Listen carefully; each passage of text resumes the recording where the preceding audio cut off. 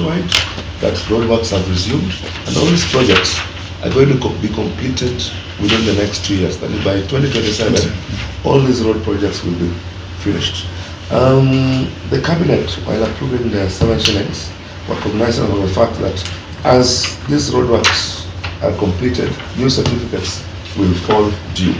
So the cabinet approved the securitization of an additional 5 shillings of the road maintenance levy. This will bring the total amount securitized to 12 shillings, which is still less than 50% of the fuel levy. Now, this 5 shillings is going to raise 120 billion Kenya shillings. We are using the same leader ranger, that is TDB, to do the transaction. 120 billion? Yes, to raise 120 billion. This 120 billion, we have advised, we requested the leader ranger to ensure that we receive 60 billion in the current financial year, that is before June 2026, and the balance of 60 billion in financial year 2026-2027.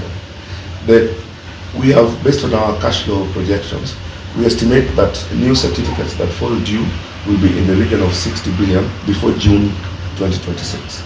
So this 60 billion is the one that we're going to apply to settle new certificates.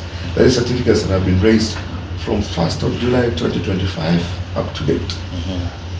We will settle them by June 2026. As I said, these road projects, 90% of them are being completed in 2027. When the certificates fall due, say in December, 2026-27 starts in July of 2026. So certificates will fall due at the end of 2026 or at the beginning of 2027. The other 60 billion will go to repay the balance of the certificates and ensure project completion. So Kenyans can rest assured that in the next 1-2 years, virtually all our roads will be motorable.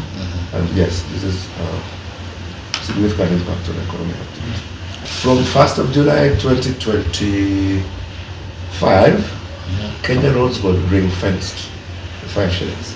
Just like we ring-fenced 7 shillings from 1st of July 2024. Now, these 5 shillings, we have already authorized TDB to commence the securitization process. Yes. So in the next month or 2, we expect to see inflows from this securitization of the 5 shillings. They will go the same route of syndication before they go to the bond. Okay, so that's a big process.